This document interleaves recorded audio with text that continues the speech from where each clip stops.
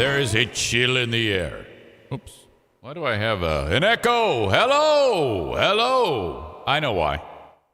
I was doing karaoke yesterday.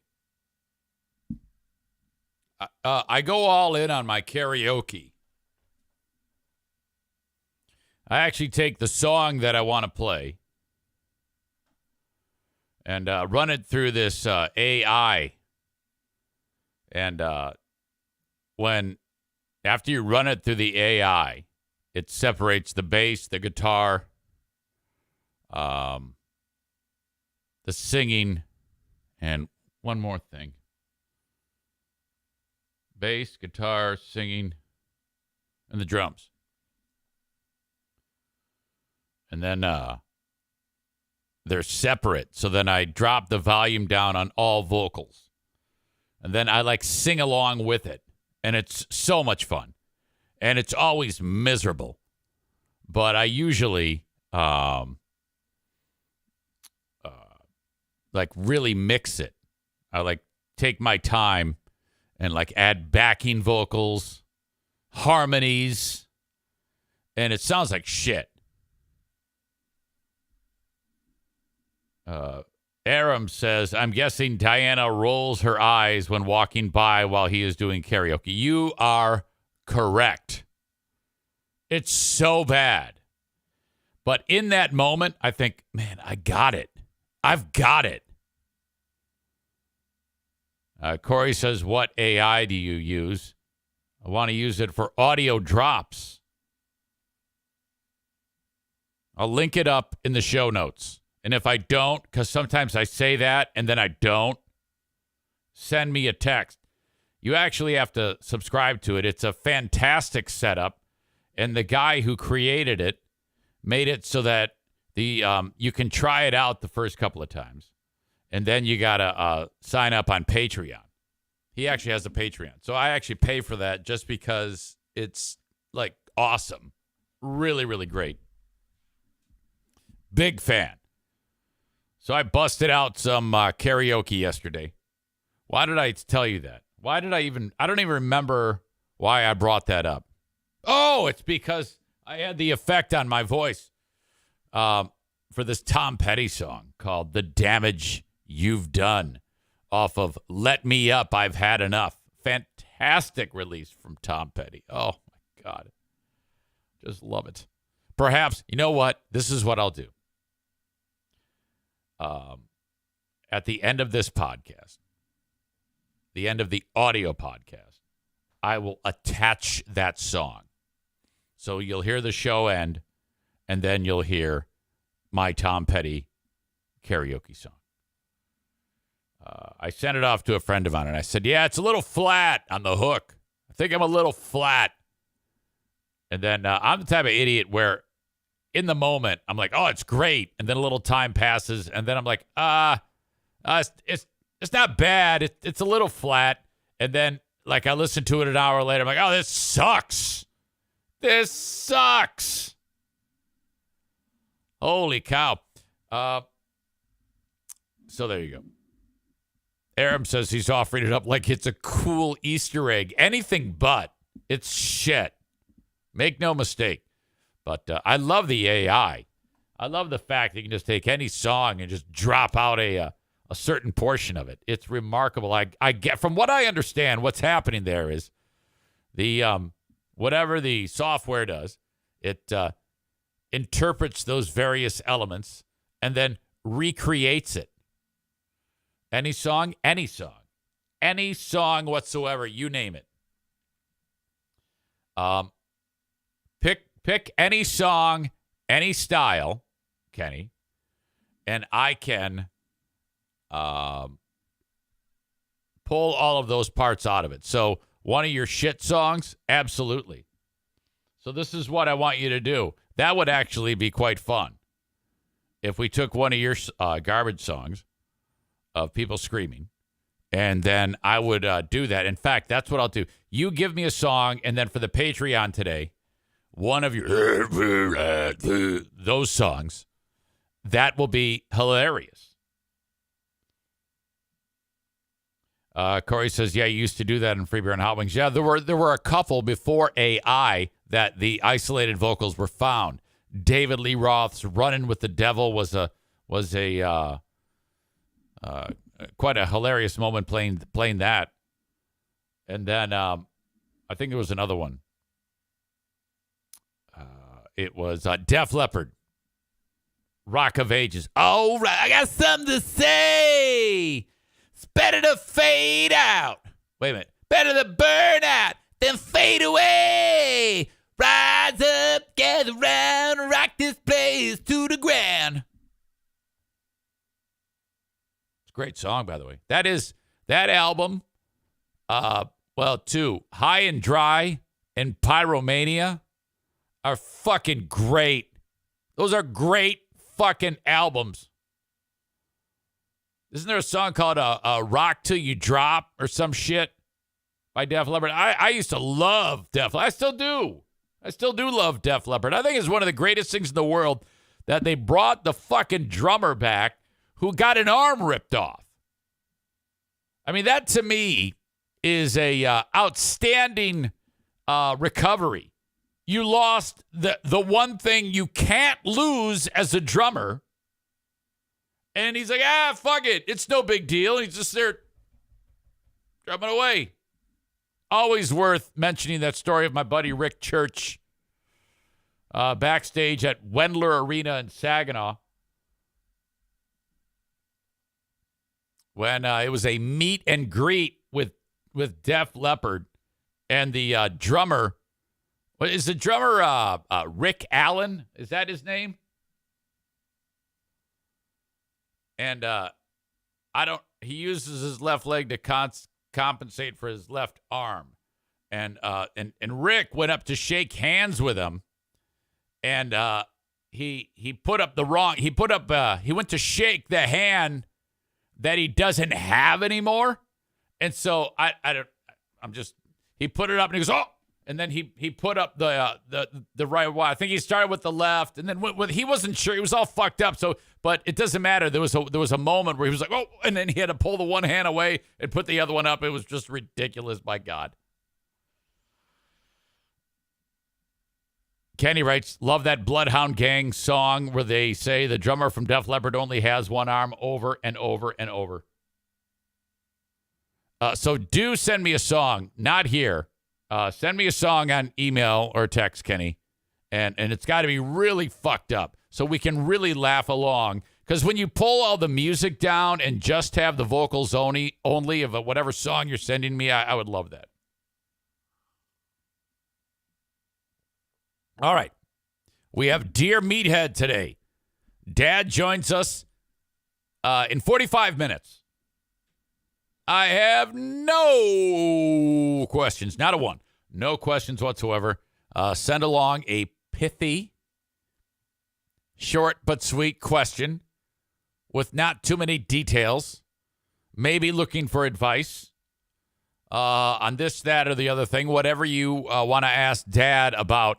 Eric at ericzaneshow.com on the Shoreliners Striping inbox.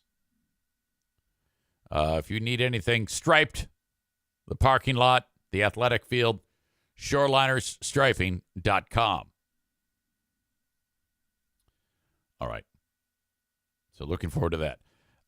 Yesterday, I was on Who Are These Broadcasts? I don't know if they're naming it Who Are These Broadcasts or Who Are These Broadcasters?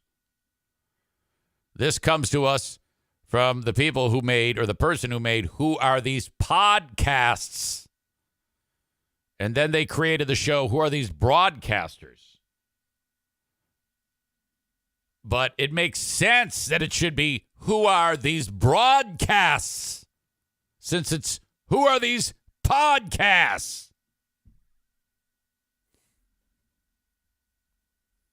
But, and I think some people busted them about that, but my God, it's Carl, EZ, and Christian Blatt. And, man, it was great fun. We basically review ridiculous things that sports anchors, news anchors, talk show hosts say. It's an offshoot of Who Are These Podcasts, but more rapid fire. Goes about an hour. I posted it on my social media. I'll link it up in the show notes. In theory, always in theory on the show notes.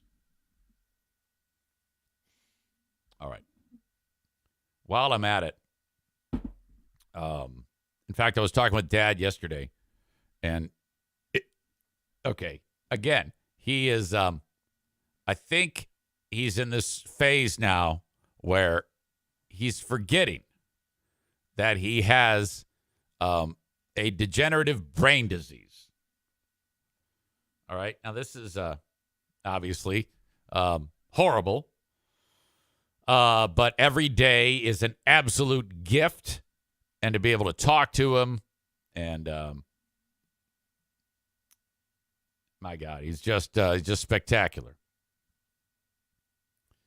So I get him on the phone. He has to start with the obligatory, where are you? I explained to him, I'm driving down the road. Why? Well, I just left the YMCA, and now I'm going home. Why were you at the YMCA? I said, I was getting some exercise. Oh, my God. And then he'll say something like, that's a great analogy. And I'm like, huh?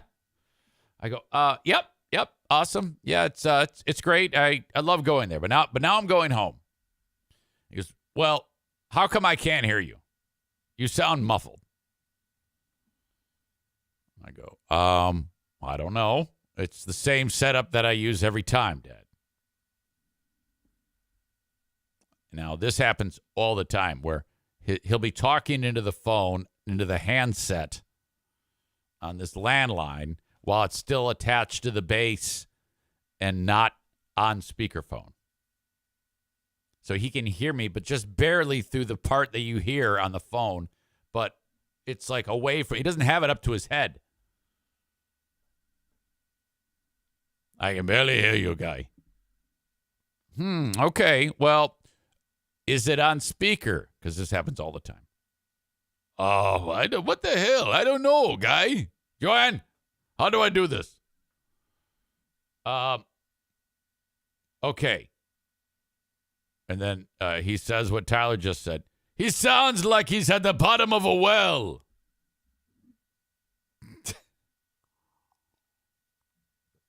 She comes over, pushes a button, and he goes, oh, wow, I didn't know you could do that.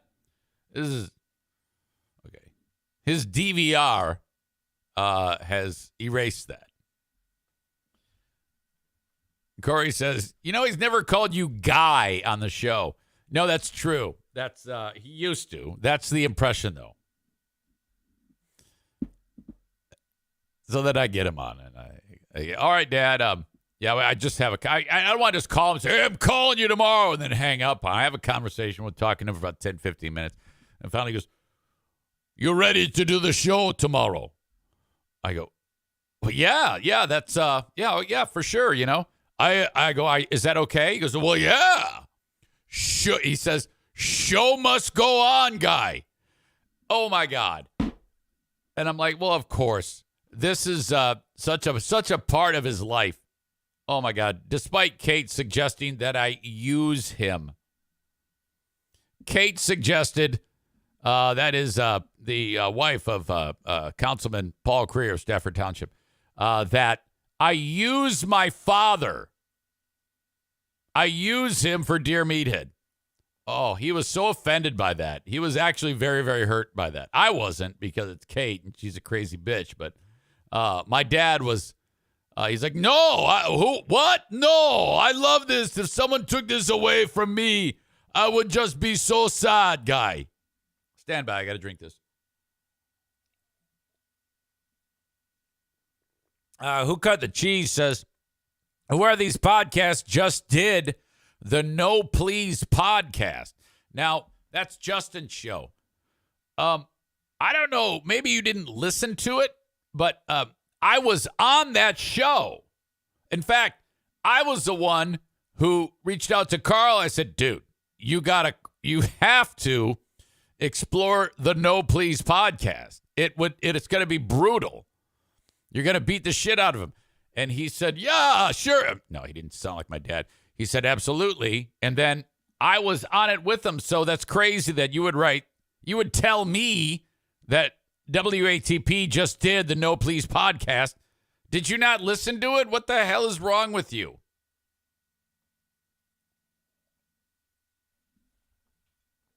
Which, by the way, you guys have to go with me to Ferndale, Michigan. We have to take a caravan to the Detroit area for WATP Live. This is going to be so much fun. It is September 15th. I'm trying to get at least 3 of you to go. Amanda says RV trip. I don't think so. No, I don't. No, fuck that. Are you kidding me? Why would I do that? I have. I recently, a year ago, I ended the "we're a little too close" group in my life. Let's keep a nice wall between us, like the wall of your car and my car. No. When you say RV, are you suggesting be in my RV? Fuck that. No. Absolutely not. Anyway, that will be a lot of fun. I'm excited about that. Go to WATP Live if you want tickets. All right. Yesterday, by the way, I mentioned that I went to the YMCA, and I finally had enough. Gone is my ability for now to run with this knee issue, which, by the way, it's ridiculous because I have this ridiculous amount of pain in my right knee, and then the other day my left knee started hurting. I don't know if it's because I'm limping all the time or what, but I'm a fucking mess. But at the same time, I know full well that if I completely stop exercising, and I don't want to just sit around and lift weights. First of all, I can't lift anything. It's embarrassing. But I said, you know what? I need some cardiovascular work. I'm going to get in the pool. Now, I haven't swam in 7 years. I used to swim all the fucking time. All the time. But I haven't gotten in a pool in 7 years. So I'm like, okay. But I've got a plan. I'm going to get in there, and I'm going to do it. And so I went to Strider's, bought a bathing suit. Actually, bought a bathing suit. Now, here's what's interesting. It's a Speedo, but not the type you're thinking of, where it's like a nut hugger. They're called jammers. Almost like the type of shorts you'd see a guy who's pedaling a bicycle. Like they come down to just above my knee, cover my whole thigh. So that's like a swimming bathing suit. I don't want to swim in like something you go like sit around at the beach at. I always have to wear like these jammers. So I go get the pair of jammers, and I got to get a pair of goggles too, swim goggles. Now, when I used to swim, the waist of the jammers was a 30. Now, that's impossible. So I grab 2 pair, and I grab the 32s, but I go, I don't know if that's going to work. I was optimistic. I was like, trying to will myself and into those jammers. So then I got a pair of 34s too, and I walk into the changing room. I go, all right, I'm gonna try on the 32s. And as I'm pulling them over my legs, and it's just like, suffocating me. It was just like still a 20 pounds of sausage in a 5-pound casing. I was like, oh boy, I don't know. And it looks horrible. It looks terrible. The waist portion of the swim trunks are really, really constricting the middle of my body, and my fat is just busting out over it. Oh, So bad. I go, fuck this. I can't do it. So I peeled them off and put on the 34s. All right. Those worked, but that's pretty disheartening. A 30 to a 34. Off I go. Now, so if you happen to go to Strider's and you buy a pair of 32s, there's a good chance that you're going to be getting some of my taint and nut essence on you. Off I go into the pool. Now, my plan is I'm gonna swim freestyle, and I'm going to use the kickboard because the motion of the kicking, it's going to make my knee feel better, and it did. That type of flutter kick that I'm doing, the knee joint is working with a little bit of resistance from the water. It's like a hydrotherapy on it, and that was actually quite effective. But so good news, bad news, because I swam for about 40, 45 minutes. And in that time, back and forth in the pool, I actually was able to manage to swim 1 mile. 33 laps, which this pool is an odd distance. It's like 26.3 yards per length or something like that. But anyway, I did. I was able to get 1 mile of swimming, which is remarkable for me.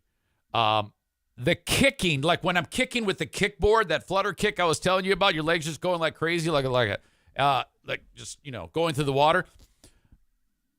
I've been doing a ton of like squats lately, trying to build up some strength in my legs, and all the running I did before that. There was no fatigue whatsoever while buzzing through the water with just a kickboard. So I do like 100 with the kickboard, back and forth, and then I would swim freestyle. And here's what I noticed. The form is still there. Like, I know how to swim. And there's, believe it or not, sometimes you see people when they swim, they don't know how to swim. Their head's whipping back and forth. Their face is not in the water. It's all fucked up. They look like shit. They're barely moving. They're exhausted after 3 feet. I wasn't much better. Though my form was good, I got one length of the pool, which is, let's just say 25 meters. And I could feel in my shoulders and my back muscles and my shoulder muscles, intense fatigue. And I'm like, oh, fuck. This is bad. It's like learning to, learning to walk, and your muscles are just exhausted after a short distance of walking.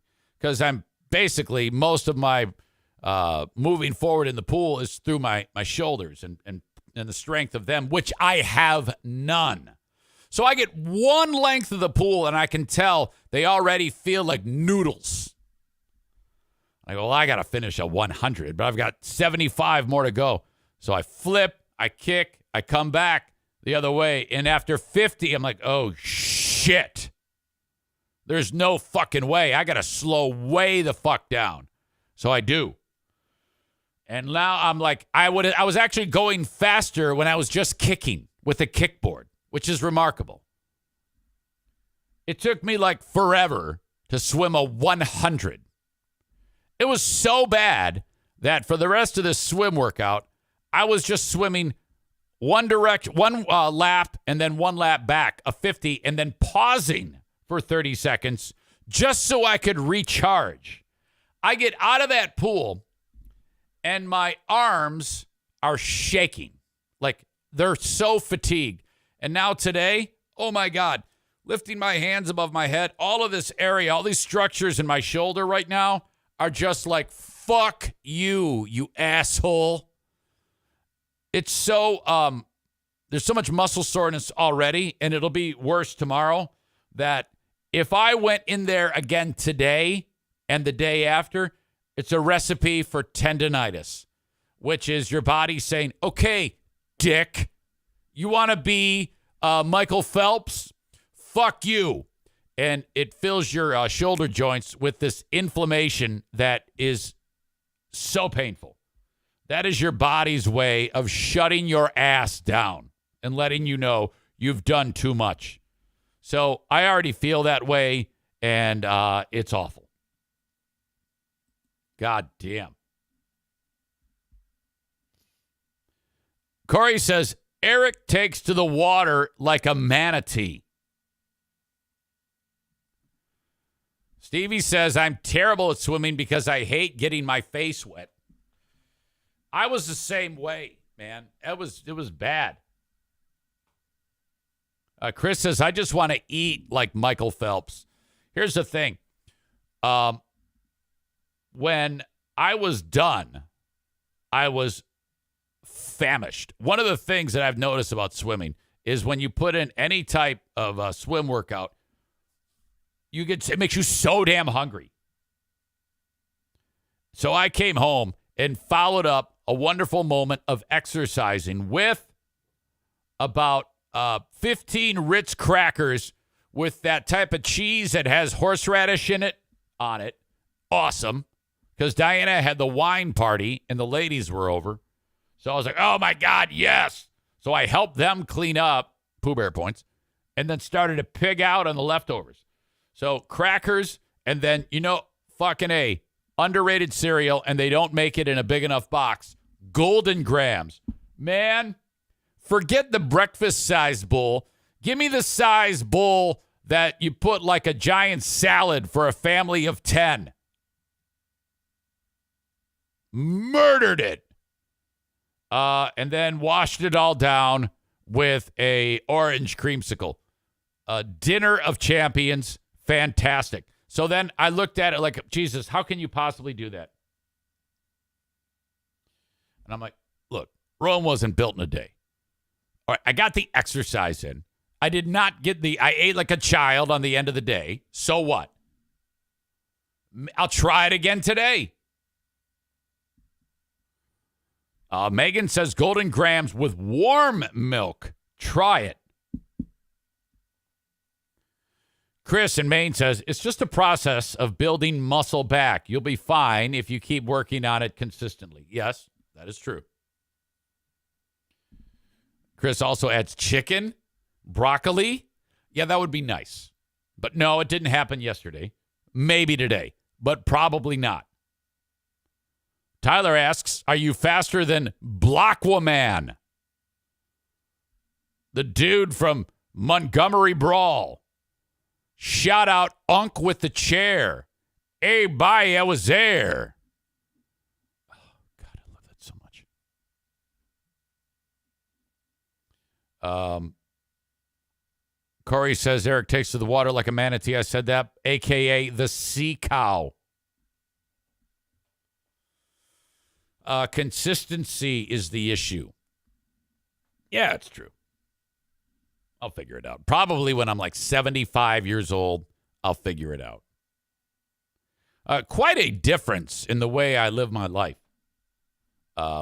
Because, well, it was a little bit easier to get away with eating whatever you wanted when it was triathlon time.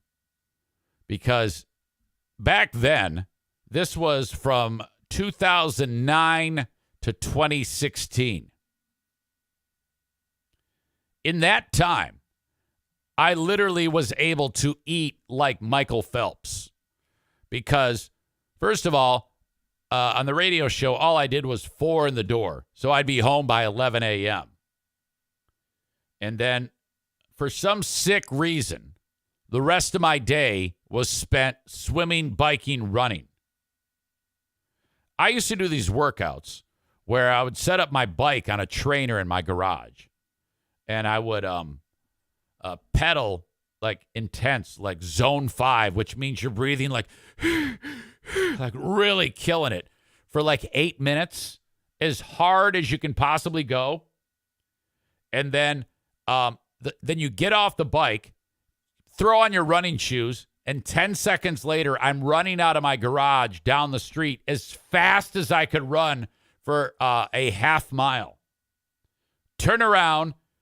Quarter mile out, quarter mile back, get home, rest for 1 minute, bike shoes back on, get on the bike and do it again. It's called a brick workout.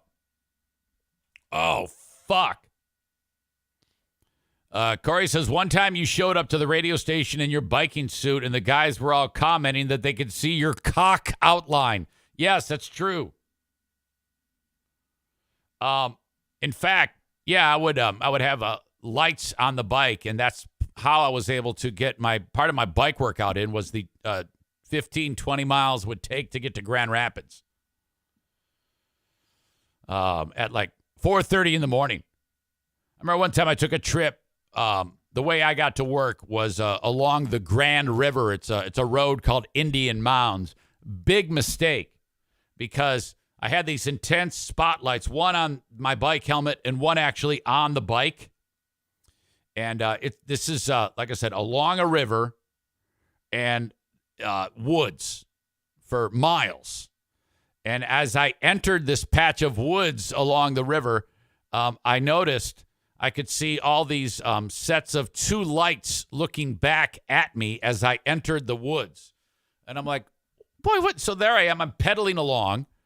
And I'm like, what am I seeing here?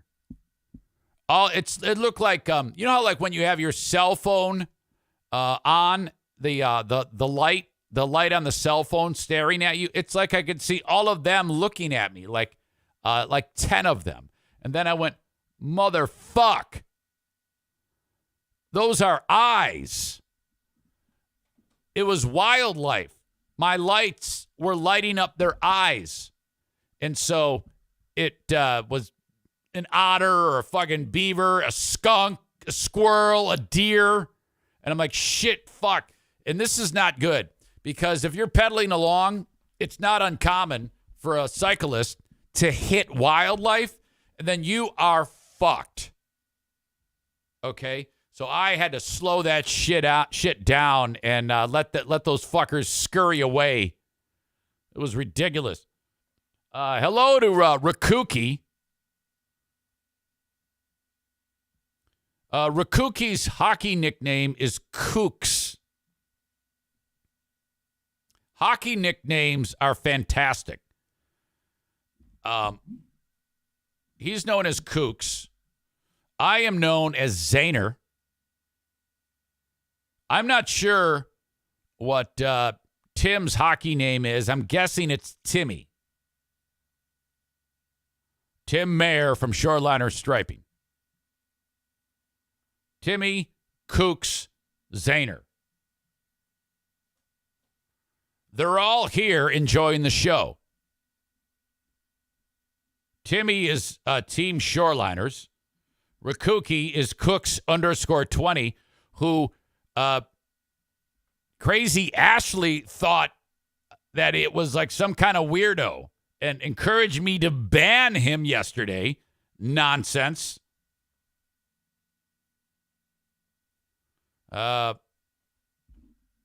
She also refers to him as Pretty Jake. Maybe that's because he's so damn handsome. Jesus. Kenny writes Cooks is pronounced Kooks. I think. I mean, his name is Rakuki, unless it's Rakuki. What the fuck is going on here is what I'm asking. Who knows? Anyway, welcome. So, in essence, Jake and Timmy are essentially new subscribers, so welcome in. Tyrese Gibson is a huge asshole. You won't believe this shit. Oh, my God. So, talk about getting wound up over nothing. He walks into the Home Depot, and according to his story, he's buying a bunch of shit because he's working on a project. He has two dudes who work for him at his residence, and he's doing some redoing of the property. So he walks in there, and his story is they're going to buy a bunch of shit. While they're ringing up the stuff, Gibson notices people are looking at him. So he's like, fuck, I got to get the fuck out of here. People are, so just here's my card. and he leaves the store. Well, the guy gives the card to the cashier, and the cashier says, hey, do you have ID for this? The guy says, well, no, it was Tyrese. It was his. And the guy, he doesn't know what the fuck is up. So he says, I'm sorry. If you use a card, you got to have your ID. That's store policy. Sorry. Tyrese is left. Tyrese doesn't like this. He's like, God damn it.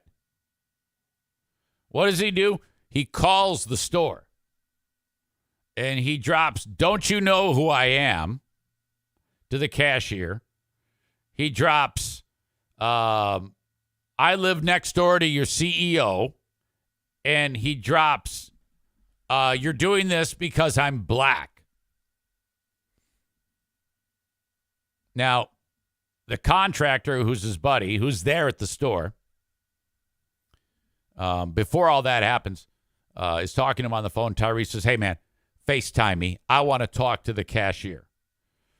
And so that interaction was recorded between Tyrese and the chick who's working in the customer service desk. And she's not having it. So we're going to break this down. Man, this is bad. This is really bad. This looks terrible on Tyrese because he's dropping all of this shit. And the young lady, she's probably like 24. She's just looking at him. She doesn't freak out or anything. And he takes this recording of the FaceTime and then he posts it and writes, racism. Wait, look at this Karen. And refers to her as a Karen, which is a horrible thing to call someone, especially when you're not being a Karen. In fact, he's being the Karen here. This is awful. Audio check, video check. Let us begin. Can you please include that information? I was just there. I just walked. I was just in your store, ma'am. If you're going to talk to your manager, tell your manager the truth. I was just in the store and I gave my guys my credit card in front of your staff and team member and I walked off. By the way, it says, wow, my first racist Karen at Home Depot. I was just in the store and I gave my guys my credit card in front of your staff and team member, and I walked off. Don't say that I'm not there with no ID.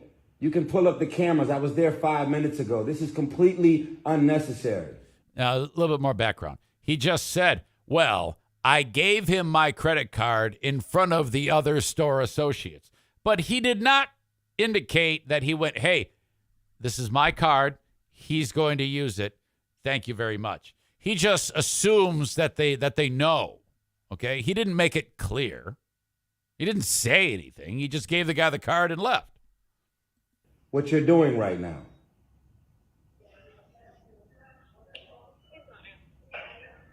I'm not answering what?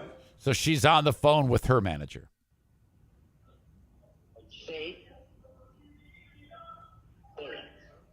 Do you have a pro account? Do you have a credit account? Man, should I have the CEO of Home Depot to call you tomorrow?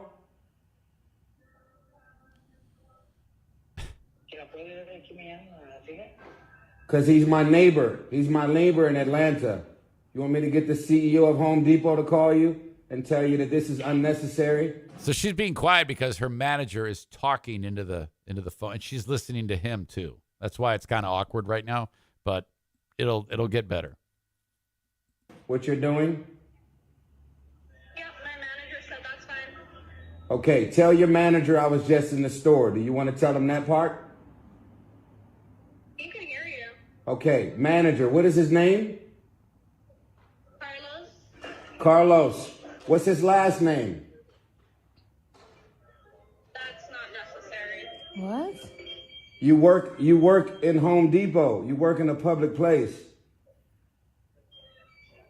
I don't know why. I love how she says that's not necessary. That's my favorite. asking me for my first and last name, I'm giving it to you. Tyrese Gibson. And those guys are my designers and builders. And I was just in your store 5 minutes ago. And you're on the phone with me asking for ID, and you're talking to the ID. I was just in your store. This is, I understand policy, but you know you're being extra right now. Your physical ID. By the way, if that man came up to me, Tyrese Gibson, I might go, I might have seen you before, but I wouldn't be able to. I don't know who that is. I mean, I've heard the name, but I couldn't even tell you what he does. I read the article, and I guess he was in the Fast and the Furious or some shit like that. Who knows? Excuse me? Credit card. This is Tyrese Gibson. I was just in your store. Store policy. Okay, what is his last name? Store policy. I'm not giving you the last name. Okay, what is your name? What is your name? My name's Pirelli. Aurelie? Yep, Pirelli. And what's your last name? I'm not giving you my last name. I've never heard that before. Okay, I like your bangs. Okay. You have a good night. So he says something nice. I like your bangs. Okay. You as well. All right, Karen. Okay, now this is the face of the contractor, Manuel. Okay, this is who was facilitating the FaceTime. Now he's going to talk to Manuel. I'll go back. Okay, Karen, take care. I'll take a picture of whatever. He refers to her as Karen, so he insults her. Thanks, Karen.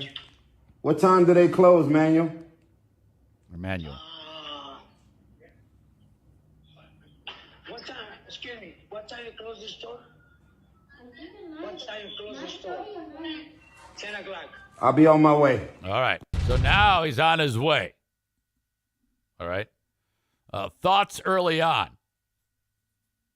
Kenny says he sounds like the Z-Speed guy to me.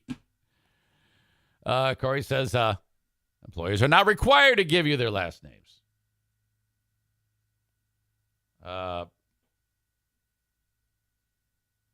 He's the dude in House on Haunted Hill. No, that's Tay Diggs. Tyrese Gibson is who that is. Patrick says, what a piece of shit.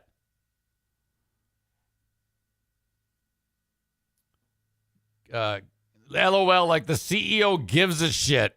Can you imagine if Tyrese Gibson actually did that, how much he'd feel like an asshole? Very refreshing, says, as an actual Karen, I do not approve of this behavior. Amanda asks, why did he give him the card in front of the chick? Or why didn't he, maybe, she says. I give my card to my daughter to use all the time, and nobody questions it because they didn't see me do it. I have no idea. Then Tyler adds, it's funny, he refers to her as a Karen when he himself is acting like a Karen. Okay, now this gets worse. This is Gibson at the store.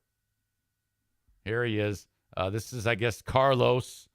This is Manuel. Here's another associate, and this is the young lady that he was talking to, and this is Tyrese. So let's get into this. So educate me about the protocol. I walked up to this. He says, educate me about the protocol. Well, I would say, well, we already did. Get the fuck out of the store, ass Fast and Furious. But they're all very patient with him. Gentlemen, I grabbed 2 candy bars. Got it. He scanned it. Yes. And I said, hey, man, they're going to finish the rest of the transaction. They got my credit card, and I left. Okay. I did not pay for my 2 candy bars. But you left. Now, he didn't say that the first time. He just says, I gave my credit card in front of the associates. Here, he's indicating that he said something. So I don't know what to believe. Up to this gentleman, I grabbed 2 candy bars. Got it. He scanned it. Yes. And I said, hey, man, they're going to finish the rest of the transaction. They got my credit card, and I left. Okay. I did not pay for my 2 candy bars. But you left your credit card to that person? With them. I was just here with them, and this man just seen me. He scanned. Hold on, let me finish. He scanned my 2 candy bars. I looked him in his face. They were finishing up the transaction, and I walked out of your store. with 2 candy bars, no ID, and I didn't swipe my card to pay for it. And he let me leave. So then, as I left, sir, they're now here to finish the transaction because irregardless of who I am, I don't like getting attention. And I just started seeing people looking, and I was like, let me go ahead and work my way out. They've been coming here and working with me. They worked with me. I don't treat anybody less than. I treat everybody with respect. And you're not, though. You're not treating everybody with respect. You're publishing a thing calling this lady who's just looking at you, answering your questions as best as she can, a Karen and a racist. I like how he says, yeah, these are my workers. These are my guys. I treat everyone with respect. Well, I would expect nothing less. Are you suggesting that because they're workers, because they work for you, because maybe they're migrants, you have to point out that you treat them with respect? I would hope so. Transaction because irregardless of who I am, I don't like getting attention. And I just started seeing people looking, and I was like, let me go ahead and work my way out. They've been coming here and working with me. They worked with me. I don't treat anybody less than. I treat everybody with respect. They've been working with me for 10 years. Wow. Well, cool. That is so great. You have employees. That's good for you. That is fantastic. And you treat them all with respect. That is the absolute minimum of human behavior. You have achieved that. Good for you. I have not. Why can't these people be afforded the same luxury? I've been in this store in probably 6 years. So I'm asking the supervisor, who won't give me her last name, what is the store policy that you have in place that you're supposed to implement? I love how he's spelling out all these simple things that have been covered so much before in the previous interaction. And he's like breaking it down again. Where I'm able to scan 2 candy bars and walk outside without my ID and without paying for it. And he let me leave. And I'm calling you on FaceTime to say if you have an ID problem and I don't have a pro account, you're looking at me on FaceTime and I'm telling you it's me.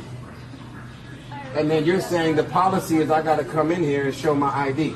So why did your coworker let me leave with 2 candy bars with no ID and I didn't swipe a credit card? If that's your policy, that's what I'm asking. I don't know, dude. First of all, did you actually interact with them? Because you've said 2 or 3 different things as to what actually happened. All right? I don't have a racist bone in my body. And you know you got that racist energy all over you because you're not even willing to apologize, fix it, and point out. That's racist energy? Just standing there listening to him? The inconsistencies of what you know and your training and what the policies are. You're wrong. You're wrong, and I want your full name, and I'm going to reach out to the people who own this place, who is the CEO of Home Depot is my neighbor in Atlanta. Okay? So you won't. I love her. She's so not impressed with him. This is fantastic. Standing there, not moving with the slight head tilt, letting him shoot his shot like that. And they're just patient. They're looking at him like he's crazy. He must feel like he has to know they're putting him in his place by saying nothing. And even the dude in the background, Manuel can't believe it either. He's like, holy shit, boss is really losing it over this one. You don't have to give me a name. I'll figure it out. This is wrong. And people should not be treated this way. What? And if you got a policy and you reflect the policy of this place, then the policy should be consistent with everybody that works here. It is, asshole. You're a perfect example of that. Tyrese Gibson needs to show ID. So does Joe Schmo, you fuck. Okay? You don't care, right? Because you don't. He cares. That's why he came out. You're wrong. He cares? That's why he came out? He's like, oh, thank God Tyrese Gibson isn't calling me a racist. By the way, I like his pants. And I came here to tell you you're wrong, and you're not even willing to apologize.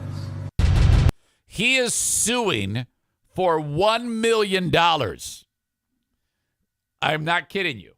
He Actually, more than $1 million. The lawsuit states, and I didn't tell you that he's filed a lawsuit, but he has filed a lawsuit of $1 million because he says that's how much money he has spent at the store, and he is also expecting punitive damages.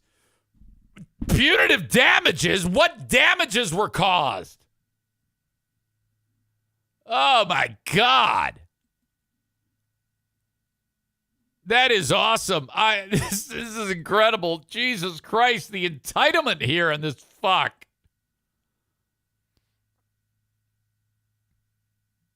Wow. Okay, let me go back to the beginning of when this started to percolate, according to TMZ. Tyrese wants $1 million from Home Depot because he believes the cashier racially profiled him and his whole exchange with her, including a FaceTime call. I love that he's going to go ahead and he's going to, if this does get as far as being in front of, a judge, that the judge will have to, say, I'm sorry, but this is just ridiculous. No, I'm dismissing this with prejudice, which is the judge's way of saying you're an idiot. You've wasted the court's time. You've wasted the time and money of the people with your frivolous bullshit, you entitled fuck. This was filed on Thursday, I guess, of last week. The incident went down, though, back in February, so it's taken some time for this to manifest at this Home Depot. So he's had this amount of time to think about it, and yet he still filed it. You know how, when you do something when you're kind of pissed off, that might be a little rash, but whatever, you were pissed, it happens. But then when you settle, you're like, ooh, okay, I'm going to have to try to unring this bell because I might have been a little too overzealous, might have been too heavy-handed on that deal. I kind of look like a fuck stick. Come on, let's turn this around. No. When you are that wrapped up that you can have plenty of time to calm down and you still say, racism is at work here. And even when there's video of you acting like a twat, and he's so entitled, he's surrounded by people like Manuel there. No one has the nerve to say to him, boss, you look like shit. You look like such a pussy. There is no racism here. This is not a big deal. Size of the problem, Tyrese. This is what my wife tells me. Size of the problem, Eric. Size of the problem. How big is the problem, Eric? I don't want to do it. No, do it. What is the size of the problem? Show me. When she calls me Eric, I know I'm fucked. Eric. Yeah. Size of the problem. No. Size of the problem. I have to hold up 1 inch space between index finger and thumb. I put my hand up. Your reaction. No. Your reaction. And I have to hold up my hands 1.5 yards wide. Your reaction has to match the size of the problem. If not, it's inappropriate. I know. Make your reaction proportionate to the size of the problem. Even an idiot could figure that out. Video shot by Tyrese's team. The actor, singer explains to the cashier he had author. I don't need to tell you what the fuck happened.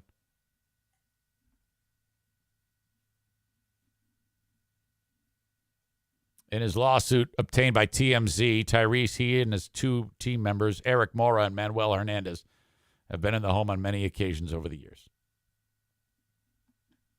Tyrese says he's seeking $1 million because he says that's how much I've spent at Home Depot over his lifetime. And then they add, if that sounds like a lot, keep in mind he made some huge home improvements at his pad he sold last year. Dude built his own Benihana style grill in the backyard. Let's take a look at that. Look at that thing, man. He's got a Benihana style grill so that the chef can show up there, and he's got his rich pals can sit around. Look, if you got so much money, you can have a Benihana style grill in your backyard. I'm telling you, if I have that much money, nothing is going to make me upset. Nothing. Not a thing. I got Dear Meathead. Thank you again, Kenny. That's 2 weeks in a row. If I'm so rich that this happens, I'm like, whatever, I'll be there. I'm just going to tool over in the Lamborghini. You know? In fact, if I'm him and the cashier says, we don't accept, this policy is only in place to keep you blacks in line while she's holding a noose, I wouldn't be upset because I'm a millionaire many times over. What the fuck? Questions for Dad on Dear Meathead. Eric at ericzaneshow.com on the Shoreliners Striping inbox. Oh, no. We have no questions.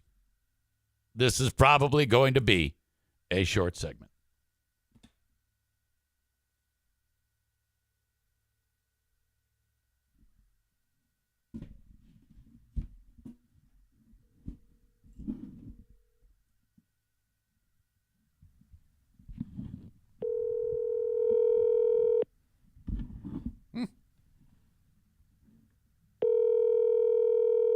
Hello.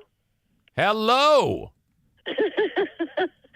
I'm getting him. Just a minute. Oh, hey, you know what? Let him wake up. I'll call him back. Okay, just a few minutes. Yes, of course. Okay. No big deal. Okay, honey. Okay, darling. Okay. Bye-bye. Bye-bye. It's Joanne. Ashley says, you didn't read my question last week. What did you write? What was the question? Is it one of your love-sick questions? I'm just kidding you. It probably is. When you're in love, that's the only thing you talk about. It happens, you know? Kenny used to do that. He used to send questions about, hey, mate. Yeah, hey. So, Dear Meathead, I got a question for you. What do you do if you're massively in love, but you're not sure if you should tell her that you're massively in love? I love lovesick Kenny questions. They're my favorite. When is the next Mrs. Kenny going to be on the horizon for the audience? Okay? As we know, Kenny has so much game. Holy shit. It's incredible.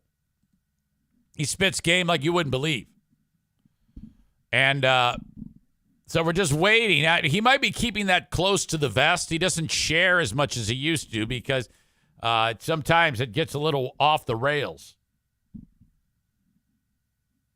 All right. So if you have sent a question, I'm going to struggle to find it. So if you have sent one, resend it or send me a new one, please. Eric at ericzaneshow.com. I would appreciate that. So anyway, getting back to Tyrese Gibson. This is such a crock of shit. He also wants punitive damages on top of the $1 million. For its part, Home Depot says diversity and respect for all people are core to who we are. We do not tolerate discrimination in any form. We value Mr. Gibson as a customer. And in the months since this happened, we've reached out to him and his attorneys several times to try to resolve his concerns. We'll continue to do so. It's unclear if Tyrese has discussed his grievances with his Atlanta neighbor. Remember, he said, I could have your boss reach out to you.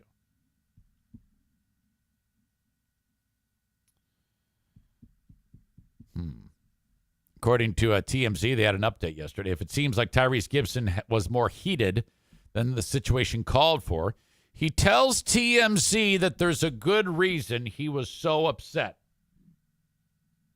Okay? He says, well, seconds before my interaction with the cashier, I was on the phone with my best friend, Brandy Norwood, to wish her a happy birthday and to console her, as it was also the 11th anniversary of her hero, Whitney Houston's death. So that's why I was allowed to act like an asshole. He actually said that. That is an excuse, and a horrible excuse.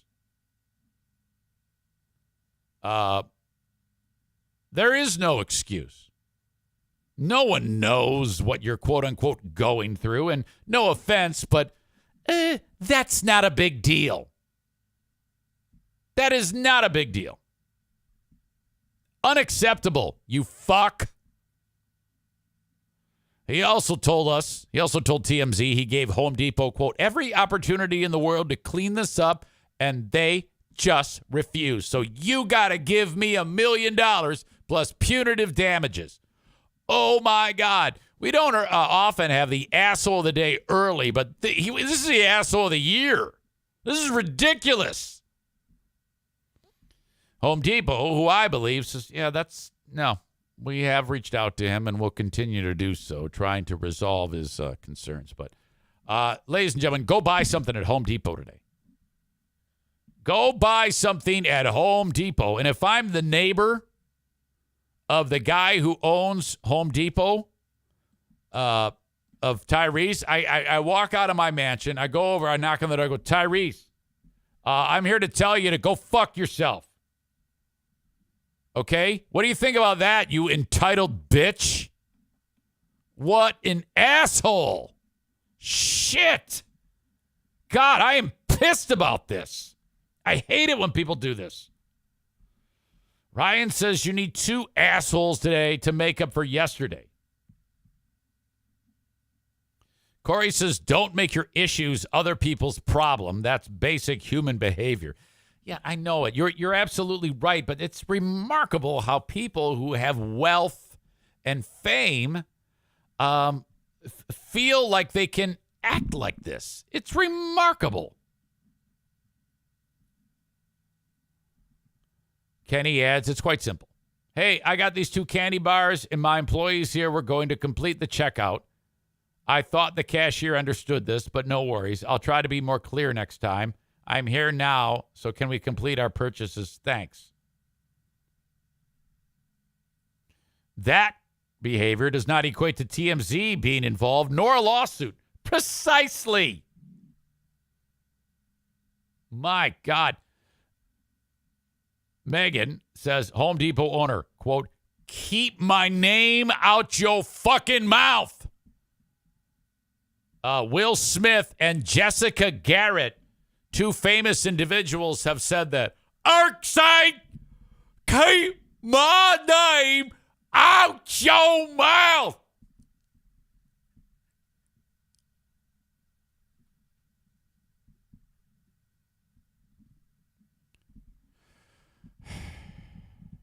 Ryan says, I'm going to go back to saying, let's let Judge Judy preside over this case. She'll rule that he has to pay Home Depot and all the workers $1 million each. Okay, I'm going to get to Dad in a second. I do have to go tinkle. Allowing him to get up, get moving, get the blood flowing. He's sleeping in a little bit, buys us some time. If you have a question, Eric@ericzaneshow.com. Look at Dono. Look at Brian in Jersey. Ashley.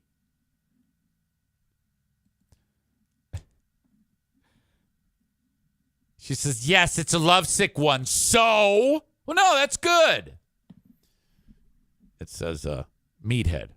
How did you know Mrs. Meathead was the one? That's actually very good because he'll then get all sweet on us and tell us, how did you know Joanne was the one? All right. You know, Ashley is a customer of the Ari Zane sex agent services. And I finally got it to work between her and Timmy. All right. Before I do anything else, though, it's basically now I'm letting the audience listen to half the show, it seems. I'll kick everybody on Facebook and Twitter and YouTube out, I think. But I don't know if I can right now because my toggle switches aren't working. So maybe you'll just get the whole show. But nevertheless, join me on Twitch every day live, 8 a.m. to 10 a.m. Eastern Time. Twitch.tv/Eric Zane Live. Thank you so much. I have a Patreon. It's free for 7 days. Patreon.com/Eric Zane. I put a lot of time and energy in it. Patreon.com/Eric Zane. One of the many ways I'm able to, keep this racket going. So if you like my free podcast, do please consider signing up for 7 days free on Patreon. I think you'll like it, and then I'm hoping you'll stick with it. By the way, I've got some bad news for you. I had talked to you about a fraudulent Wednesday with Who Are These Justins today, and then the Ben and Eric Patreon podcast, but I have screwed up. I am double booked. I am appearing at the John Ball Zoo today, hosting a Gift of Life get-together with kidney donors and organ donors throughout the West Michigan community who have been recipients of the Gift of Life and things like that. And I host it. Obviously, I've got a connection to them. But I'm double booked.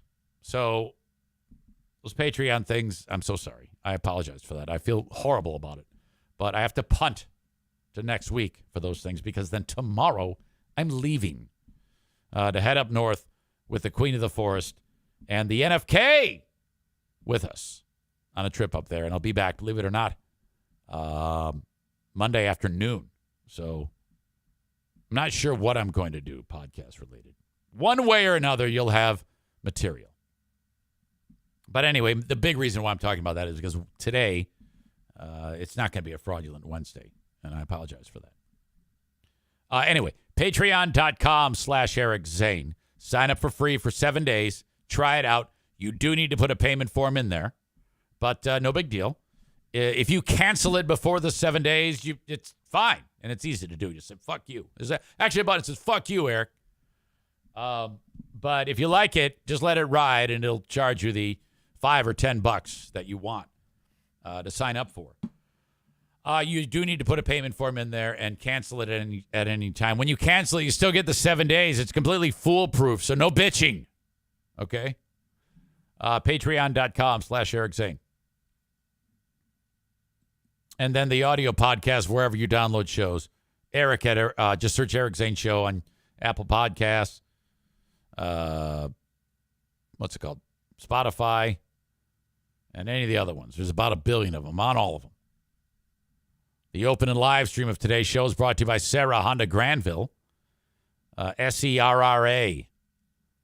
Visit them along Kennewa Avenue in Granville, Michigan, and test drive a new vehicle. My son-in-law, Justin, did this about a month ago. He test drove a 2024 CRV, and then he bought it. 2 weeks later, it showed up brand new, 0 miles, prepped, gassed up, ready to go. SarahHondaGranville.com. You can also visit and check out Michigan's largest certified pre-owned collection of vehicles in the entire state at Serra Honda Granville. That way, if you drive in and check out the inventory today, you can drive out today. Otherwise, the way the car industry works now, new cars, is you literally have to order your car like you're ordering a Big Mac, and then they will make it for you.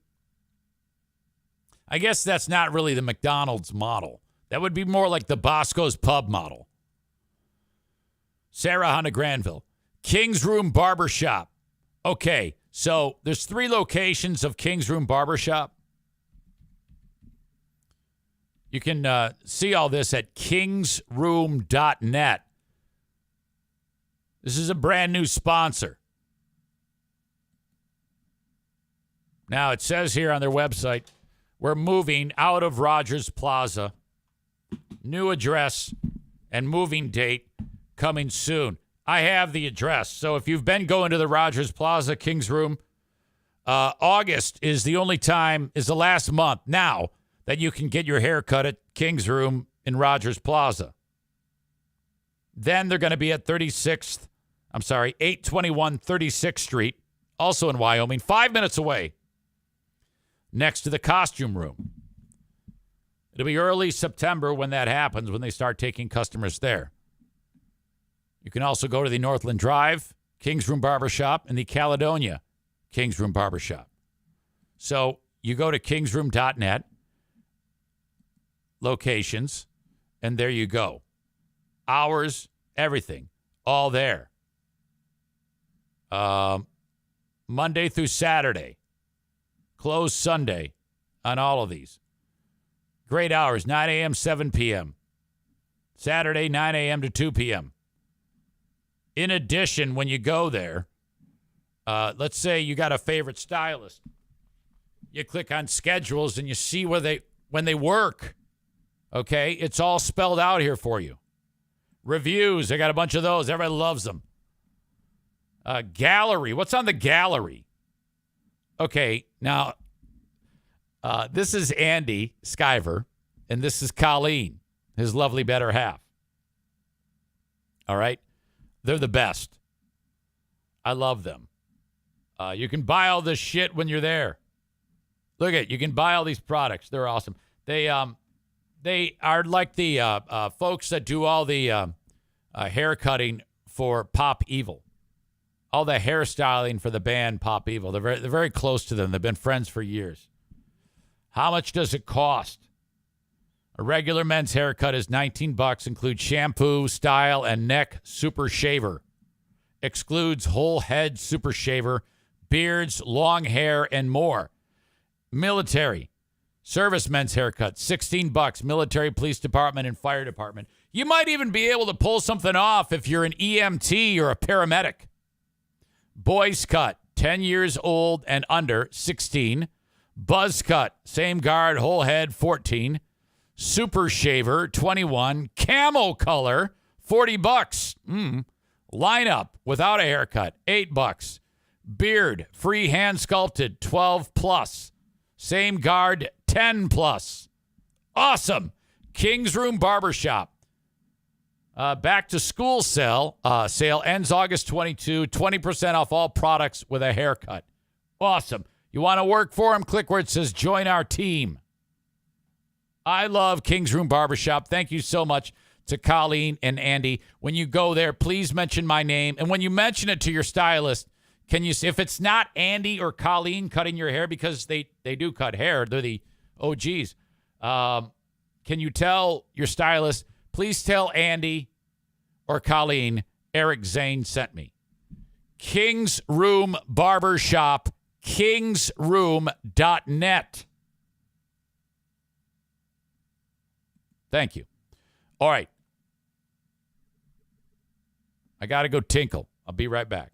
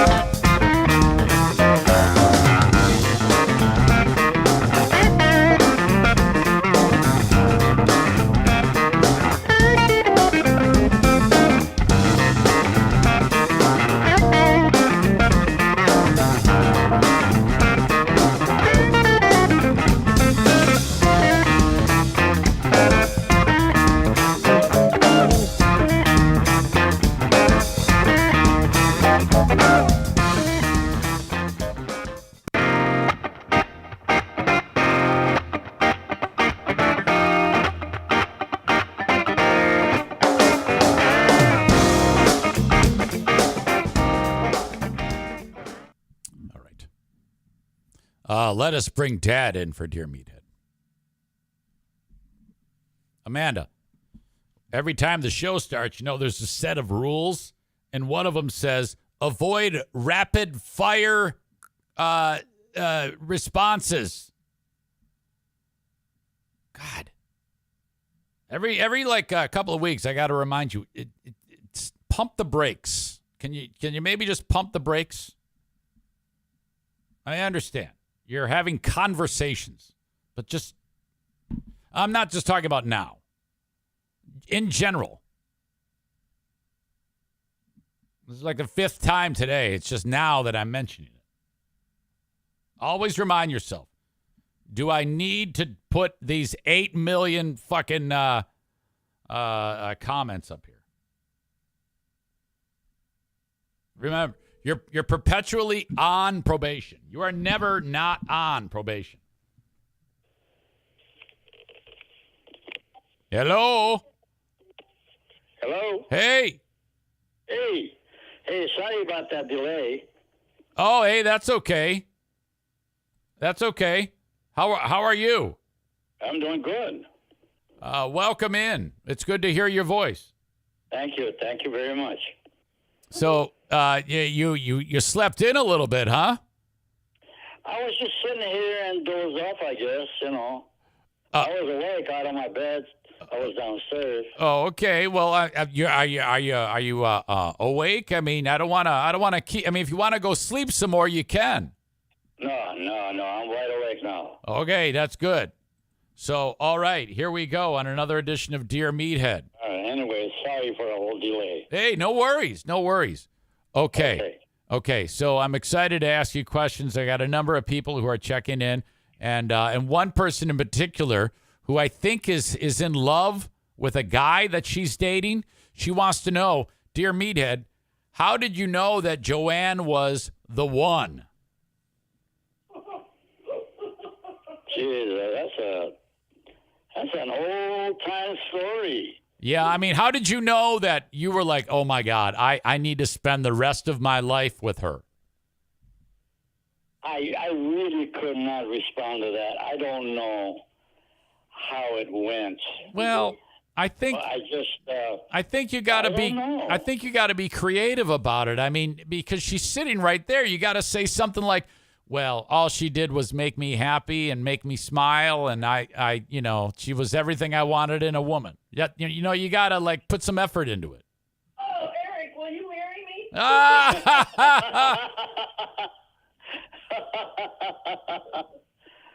I don't know. I couldn't tell you that. Oh. I just can't. Joanne, how did you know that my dad? How did you know? Yeah, Joanne, how did you know that my dad was the man, or was the one you wanted to spend the rest of your life with? It took me about 3 months, but It took a little time. yeah. Oh, I love that. But he was funny, and I liked that about him. Yeah, that I remember her telling. Everybody needs a sense of humor. I've heard that a lot. That I mean, obviously, I couldn't tell you what is appealing about a man. I mean, some people can. There's nothing wrong with that. But a lot of women have said that if a guy can just make them laugh, that makes them happy. So that's a big thing. It sure is. There's a lot of problems in the world. If you can't laugh at a few things, and you're going to have a problem. Joanna loves to laugh. I'll tell you that. Oh, we know that. She has a great laugh. That's awesome. Yes, she does, and everybody's always commenting about it. So we love to hear her laugh. So you guys are a match made in heaven. Yes. All right. Yes. Kenny writes, Dear Meathead, have you ever had a problem? What are your thoughts on when you go to a store and you buy something and the cat you end up getting into an argument with the cashier about something? What is the best way to handle those moments? Actually, I've never had that situation that I can remember, But the one thing I do know for sure, if something that you know is going to go south, walk away. Wait. Really, if it's a big ticket item, walk away. Now, I think Joanne's laughing. Let me finish this up. I'm Mr. Awesome, people. You know, Wait. I'm really, like a couple of guys that cocked them or something. You know. Yeah, I think she's laughing because you actually do the opposite. Yeah, I know. But this is now talking. That's then. I don't have that stamina that I had then. Okay. So Well, you got your answer from Joanne. yeah. So are you suggesting that it's stamina that's keeping you from that's making you behave appropriately? That if you had the stamina, you just punch him in the mouth? Absolutely. Yeah, I had an issue like that. I remember one issue. Okay. So. All right. Jay says he quit drinking, though. Okay. All right. Got it. Well, there you go. If you don't have the stamina, your advice is don't punch him in the face. And if you have the stamina, go for it. Yes. Okay. Got it. All right. Fantastic. That's very, very good. I like that. Oh boy. I'm in it now. Yeah. Don has a question that I know that you have a great degree of input on. It's about raking up leaves. He wants to know, when the time is right, should I bag them or should I just chop them up with the lawnmower? No, you can. If you want to get rid of it, well, you better bag them. Okay, that's what Don's wife says. Don's wife says, "Hey, I want you to bag them," and he's like, "I don't know. That sounds like a lot of work. What do you do?" He chops them up with a lawnmower and throws them in the container. Okay. Joanne says I chop them up in a lawnmower and then throw them in a container. Have you ever been like in the yard when it's all done, and then the next day, in the middle of the property, like 50 feet away, you see one leaf and you go walk out there and pick it up? Yes, he would. I would. I would. All right, that's good. Brian writes, "Dear Meathead." Hi, Ryan. He says, my friend Derek had a falling out with some old friends, or acquaintances, we should say. It's been a year, and the old acquaintances are still talking trash about him. What should he do? Well, I have a question for him. First of all, you talk trash about him, but what does it get you? Well, yeah, What does it get you? Yeah, exactly. I think it's just I think that the guy's just getting satisfaction by calling them losers. What satisfaction is there? Satisfaction to me is when you went to the store, somebody gave you a $100 bill. That's satisfying for sure. Hey. But what about punching that guy in the mouth? Is that satisfying? No. Okay. No. So you're saying that if someone's beating you up and saying bad things about you, beating you up figuratively, you should just not say anything back? Well, this is now talking, okay? Yeah, okay. If someone talks bad about me, he must have a reason for doing that. Yeah, make himself feel important. Yeah, I agree with that. You heard what Joanne said. Yeah. So, I don't think I ever had any issues like that. Yeah, okay. Maybe I did. Maybe I don't. I have no recollection of it. I make friends very easily. I agree with you. I'm similar. I make friends very easily, but I make enemies easily too. And the only difference is I'm still full of P and V, because when someone says something bad about me, I cannot resist, and I have to say something back. Guess what I was thinking about this morning? What? I recall an issue that you had with somebody, that I was walking with a cane, and you took him on, walked up nose to nose, and I Yes. stood there and watched you. Well, he said as soon as he said something bad about Diana, that's when I was like, oh, Diana, as soon as right. you can say something bad about me, but now you're going to talk about my wife. Well, all right, now we got to go. Yeah, well, it's not. I never want to have a fight anymore. I mean, fight days are over. I mean, that's unfortunately. Yeah. Well, you tried to take that guy. Well, I thought you were going to hit him with the cane. Yeah, I had a cane or something, didn't I? Yeah, you did. You said, hey, because you're the one who said, hey, we don't need the lecture. You remember that? Oh, Holy yeah. cow. As soon as I said it, I was like, uh-oh, it's on. It's on. Yeah, I would have taken him on. Oh, my God. All right. There we go. That was Brian. Okay, Nathan has a question, Dad. Is this Nathan? Yeah. You know, I love that name. I do, too. Nathan. He says, Dear Meathead, I've been with my wife for 13 years.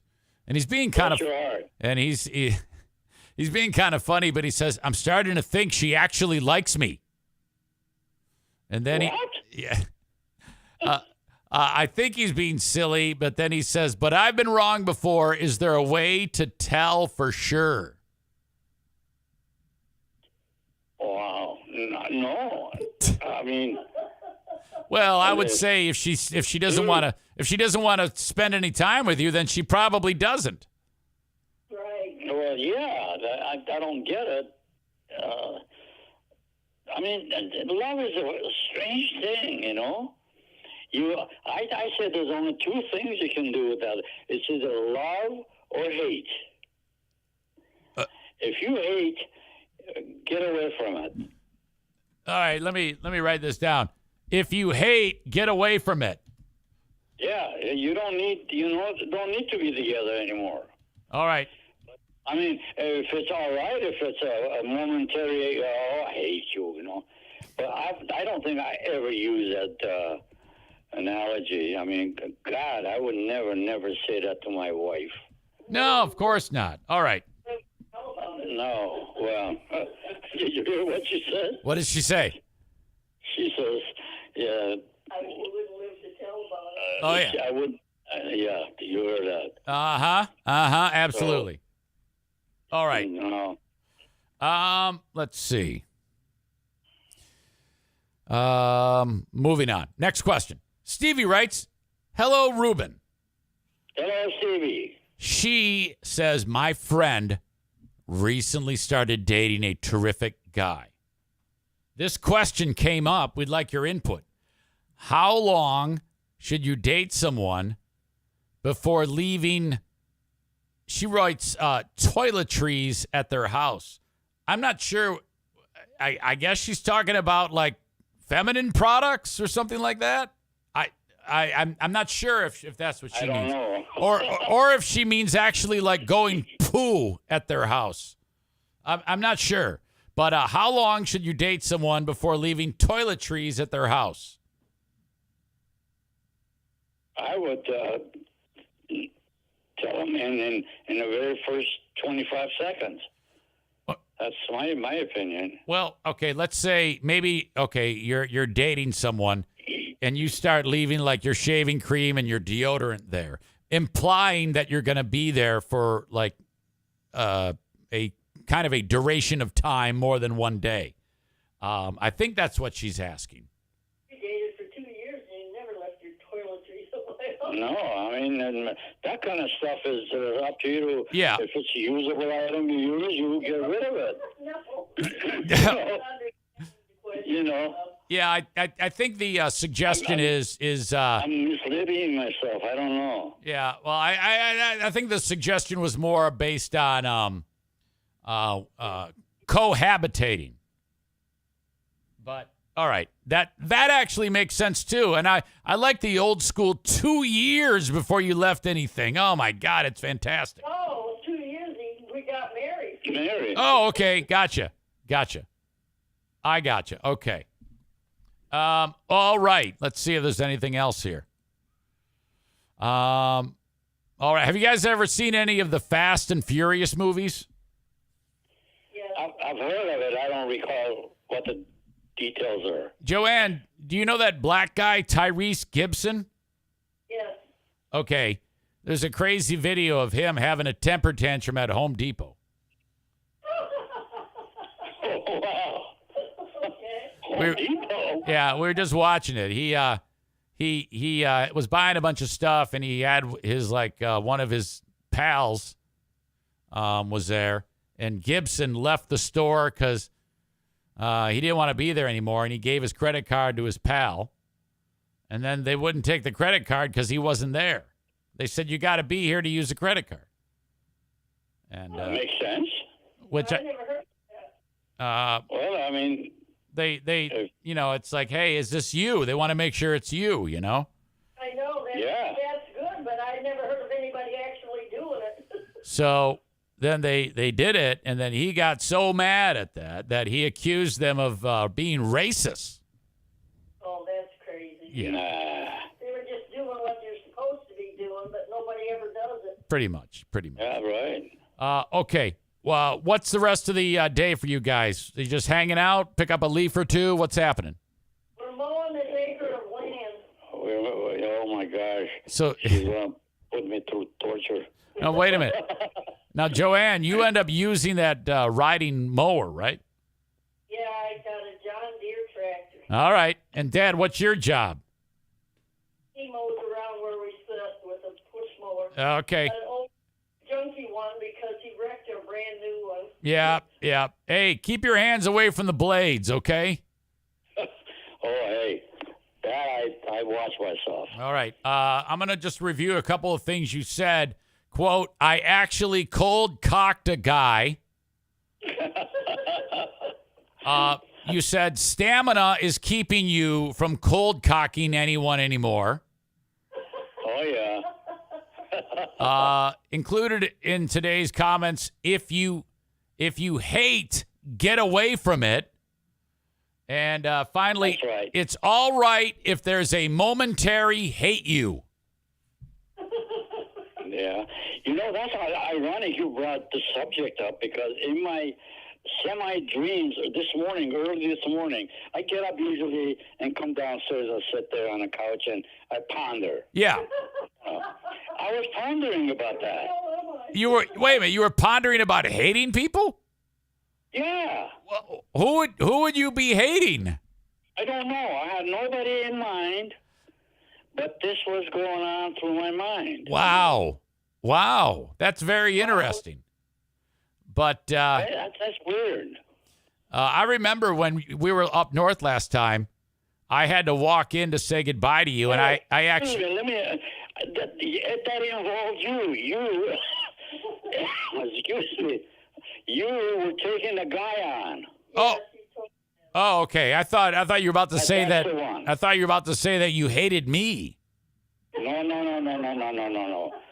You were nose to nose with this guy. Yep. We remember that.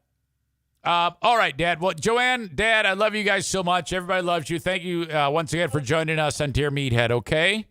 I love you back, honey, and stay healthy and cool. You too. Okay. And my honey, what are you going to do? You love him? She loves you.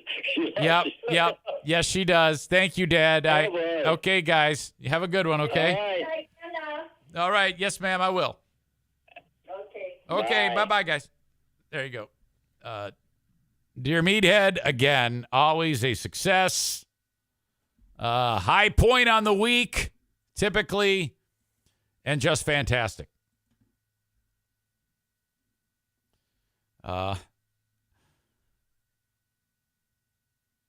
Kenny writes, or Sean, wait a minute, what the fuck? I don't know what's going on.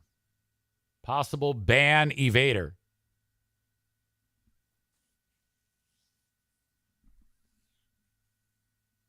Hi, Meathead, from the kid who FaceTime you Saturday with Cole. Oh, that's not a ban evader. I know who that is. How do I unrestrict that?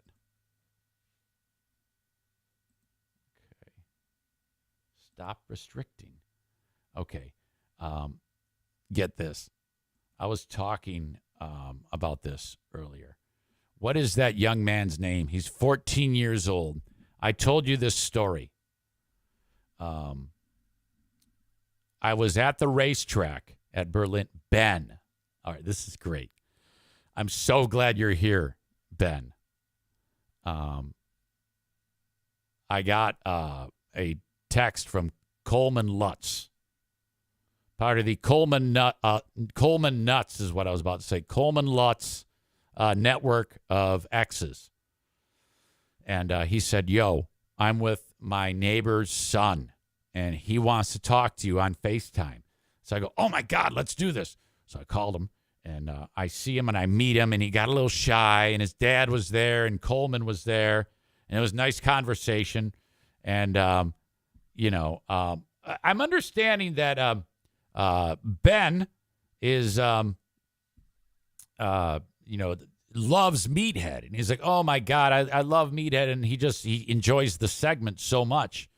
And then I was like, hey, I'm at the track right now, but I'm going to be there here again in 1 month. And you all would love this because Cole's kind of like a hillbilly. So I'm just assuming and probably correct that he does love stuff like this, things that go vroom, vroom. And that's his neighbor, and his neighbor's probably a hillbilly too, which means he would love that. I go, why don't you all be my guest here at the track, and then we can go walk around the pits and hang out with the drivers and say hi to them and see the cars and all that good stuff. Are you up for that? And they're like, oh, my God, yes. So it's a date. That is coming up on September 9 at Berlin Raceway. And, in fact, we're going to be seated there in the grandstand, and you can join us.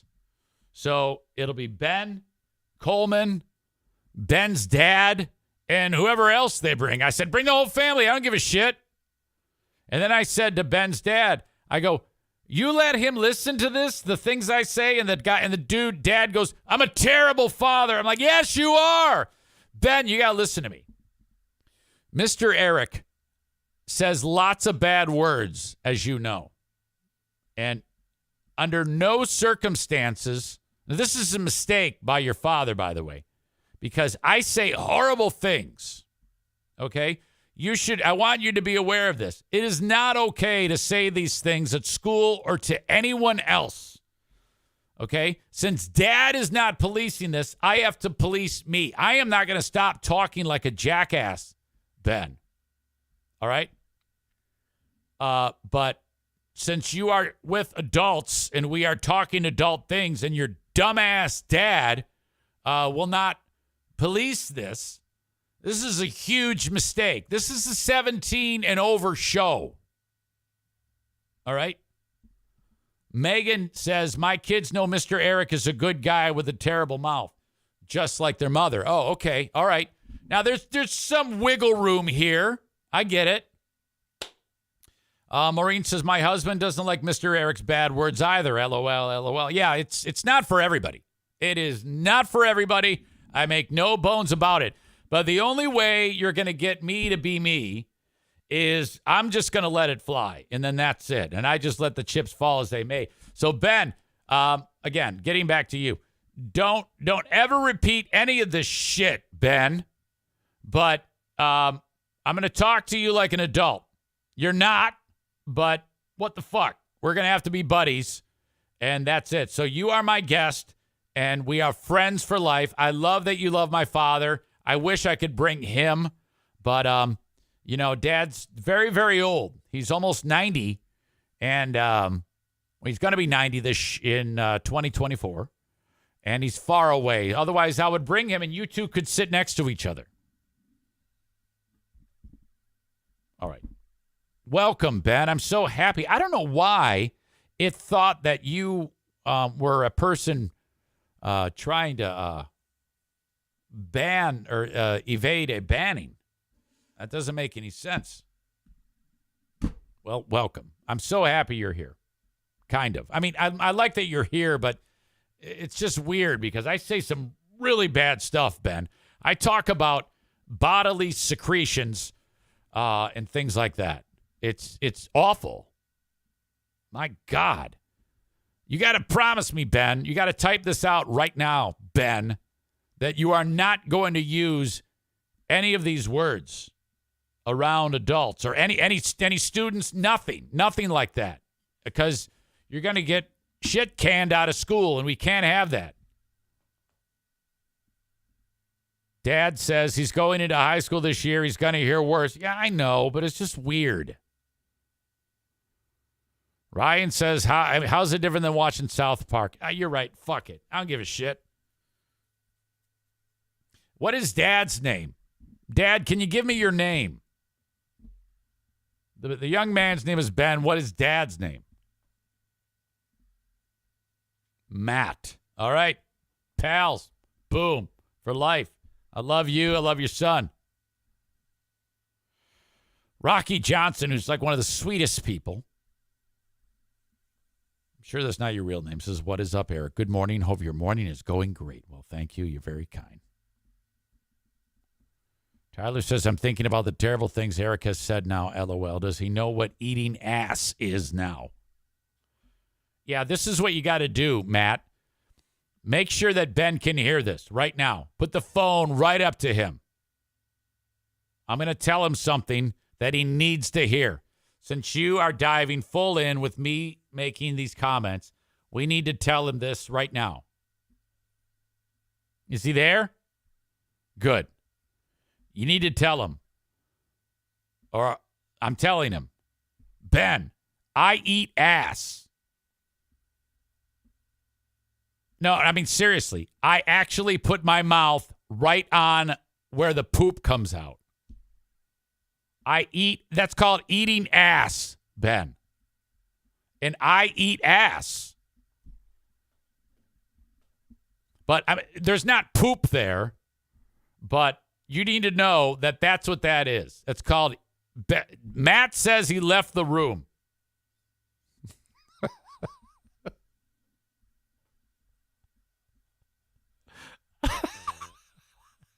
Tyler says, for fuck's sake, hell of a time to join. Jimmy asks, whose ass?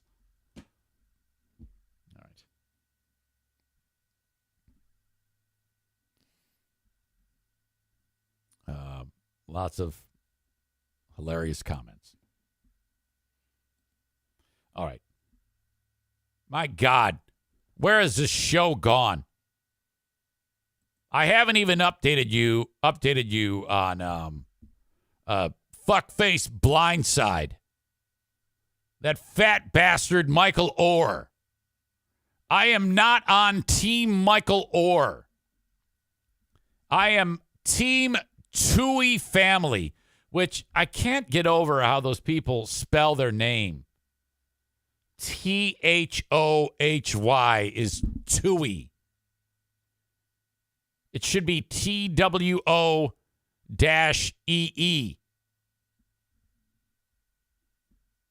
I'm going to save that for the Patreon. You need to join the Patreon for free for 7 days. Again, I'm skipping Fraudulent Wednesday because I'm double booked. I'm sorry. Where I live, there's a couple of gigantic dams. One is called Hardy, and one is called Croton. The dams, I think, are used for electricity and fresh water. The reservoirs that they create, I'm not sure on that entirely, but Hardy is bigger than Croton. If the Hardy dam were to rupture, it would be unbelievable devastation for a good portion of yesterday. Many people thought it had been destroyed, and the water that was coming to the community next to it was going to kill everyone. The warning that went out said, this is not survivable. Like, if you're in the way of it, you're dead. I mean, it actually said in the warning, this is not survivable. It was splashed across the TV. What happened there? What's going on?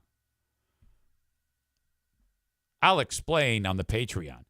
One of the audience members even reached out to me and said, "Oh my God, the Hardy Dam is destroyed." And I'm like, what?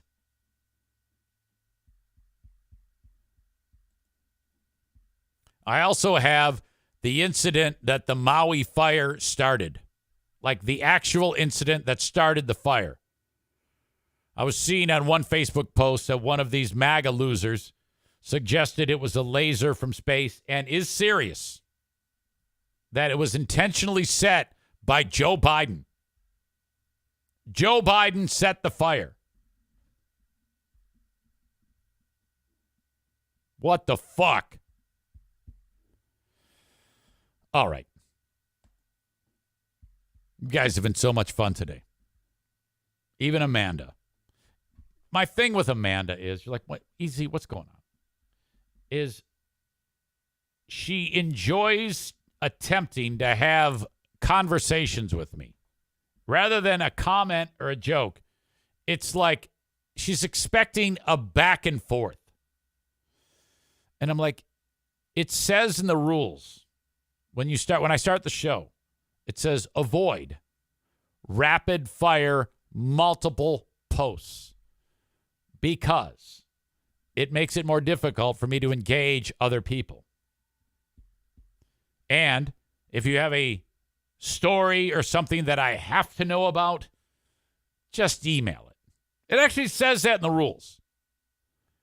And every handful of days or weeks or months, I have to express to her, can you please pump the brakes? While I'm telling her that, she starts to respond to me as to why she's doing it. She actually writes what she's doing. It's like, when in doubt, stop. Just stop. Stop typing and sending. We need less of you and more of me. This is not the Amanda Show. It's the Eric Show. Relax. We don't need to have a conversation. Dream about Kenny putting it to you in your butt.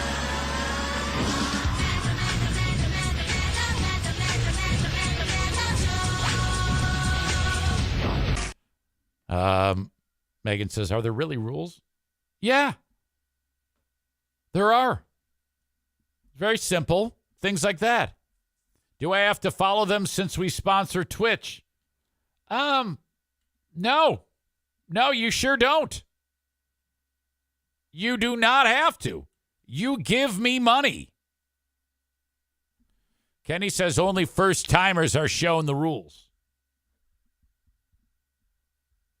Tyler says, yeah, those rules don't pop up every time. Aram says Amanda is a reformed Zaniac. She is trying, though. Yeah, she still has those Zaniac tendencies of attention-seeking. And she actually still is a former Zaniac. She likes to, split her time between the two. Like, if I say something on here, they're going to know about it. Because she's going to run over there and say, oh, my God, you won't believe this. What an asshole. That's okay. I don't mind. I appreciate you. All right. Tyler says she's a double agent. And I get it. I mean, I have double agents over there, too. I appreciate the double agents. That we need the double agentry to be able to make the dialogue between us. I mean, if we didn't have a double agent with us, we couldn't have had yesterday's Jamingo beat up. We couldn't have had the 2-hour takedown of that asshole show.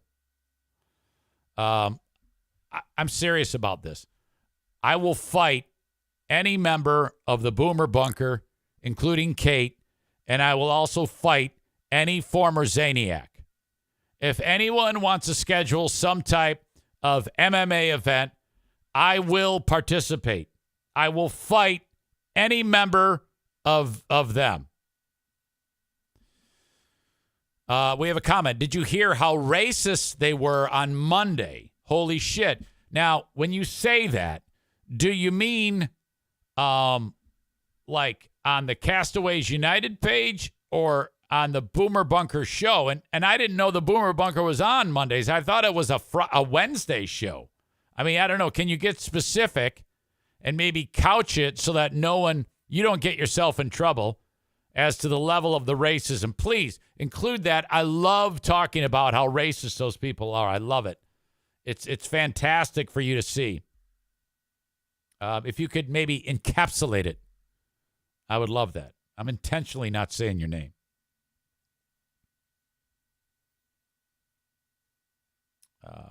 Before we get to that, if we even get to that, let me just say, God bless Jacob Bennett. What was Bennett Flooring Installation is now Excellent Installation. 616-318-0167. That's 616-318-0167. If you need flooring installed in your home, whatever it is, have Excellent Installation install it for you. So buy the flooring in advance, whatever it may be, vinyl plank, carpeting, hardwood, tile, laminate, ceramic, you name it. And then call Excellent Installation to install it. I think one of the most daunting things for a person like me is the idea of installing my own flooring. You got one shot to get it right. Don't fuck it up, man. It's going to look stupid when you do it. And your wife's going to hate you, and you're going to have Excellent Installation come in and unring your bell of shitty flooring install. 616-318-0167. Much love for the Mario Flores Lakeshore team of Van Dyke Mortgage. 231-332-6505. Thank you so much to them. They are fantastic all across the U.S. If you need a mortgage, get it from the Mario Flores Lakeshore team of Van Dyke Mortgage. Now, truth be told, mortgage rates are about 5% higher than what they were a year and a half ago. But you need a home. It's still better than paying off some slumlord. So whether it's your first mortgage or your 10th mortgage, you're getting a $500,000 home or a $150,000 home, reach out to Mario today to get that mortgage. 231-332-6505. I talked about Berlin Raceway earlier. There is racing this weekend. BerlinRaceway.com. Tickets are $14 when you buy them online. Bring the whole family, 15 and under free. So mom and dad, you're paying for your ticket, but the kids under 15 are free. The parking is free. You can even bring all the kids' snacks in a bag or a cooler and all of your soft drinks. No glass, no alcohol, but seriously, think about it. You're going to get an entire evening worth of fun at Berlin Raceway, and the price is unbelievably low to keep your family engaged and having a great time, getting out of the house and doing something awesome. This Saturday, racing at Berlin.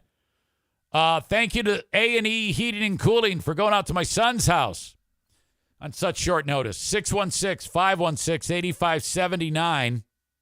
When you need any service done, in fact, I owe Joe money. I owe him like $130 for a service call the other day. He had to come out and take care of me. I'm like, okay, the extent of my knowledge on AC units is, okay, it's not cooling the house. It's not turning on. What is wrong?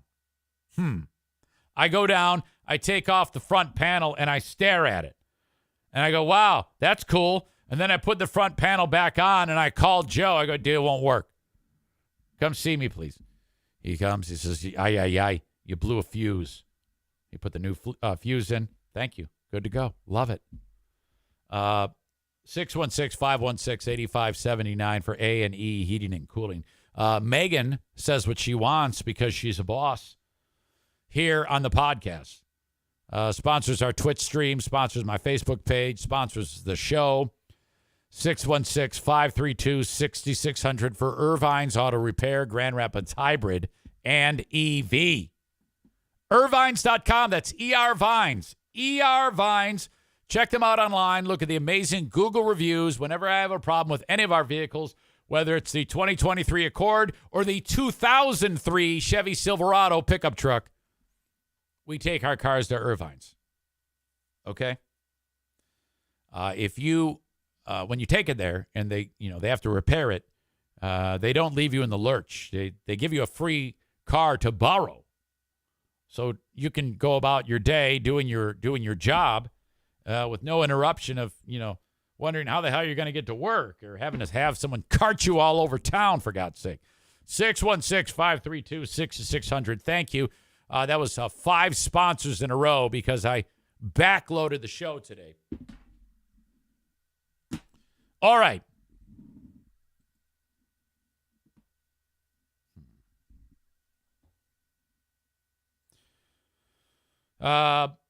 Ashley says, we got to get an Audi guy over there, Megs, or I need a new car.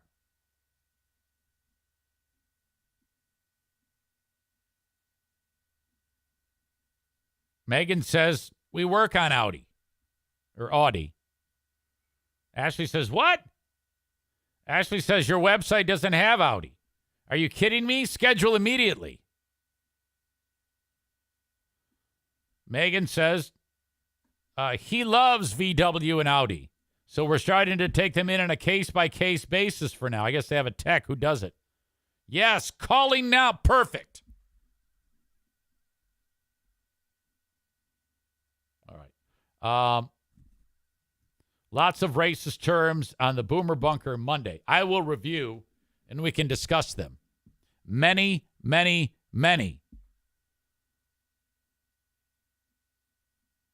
Chris says Kate was the only one trying to keep them in check, to be fair. She should not be on that show. She's making a huge mistake. People know who she is.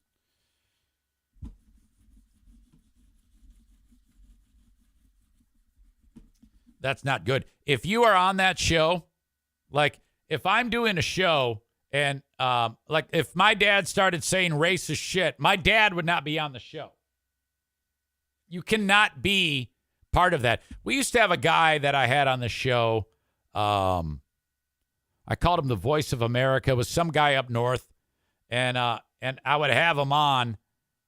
And he started to say anti-gay shit or something like that, or racist shit. And I was like, oh, God, this is bad. And I was thinking that, okay, well, that's enough. And then Jeremy even came out, Rainbow Flag Jeremy says, dude, if you don't stop with that guy, we're gone. I go, you're right.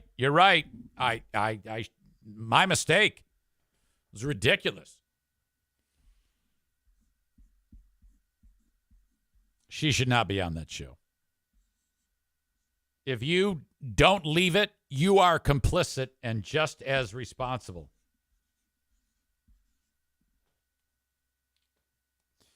So there you go. TC Paintball brings you the asshole of the day. It is brought to you by TC Paintball and it's Tyrese Gibson, of course. Congratulations, Tyrese. We need 2 because I didn't have one yesterday. So Amanda gets it for continuous rule violation.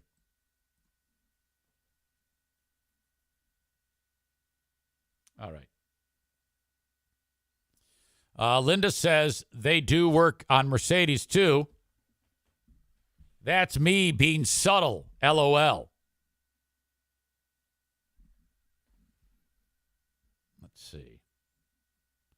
Because Aram said, is that a subtle way Ashley is telling everyone she has an Audi? She writes, no, I can't find a service person, assholes.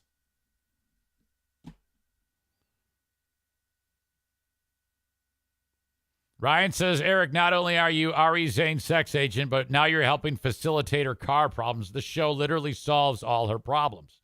Solves real problems. She writes, it's not common like a Ford fuck faces. So Ashley is now attacking people who are busting her balls. Size of the problem.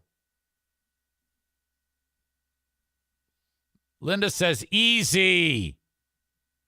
Aaron says, and shitting on Ford owners. Come on. She says, not at all. I said Ford is common. Then Aaron says, JK. You seem poor and insecure, she says. JK. Oh, my God. All right. That escalated quickly. Kenny writes, hey, if you have a decent, reliable car for transportation, you're doing better than a lot of people in this world right now. I don't know about that. That should say, hey, if you have a decent and reliable car for transportation, you're doing better than a lot of people in my apartment complex right now. Ow!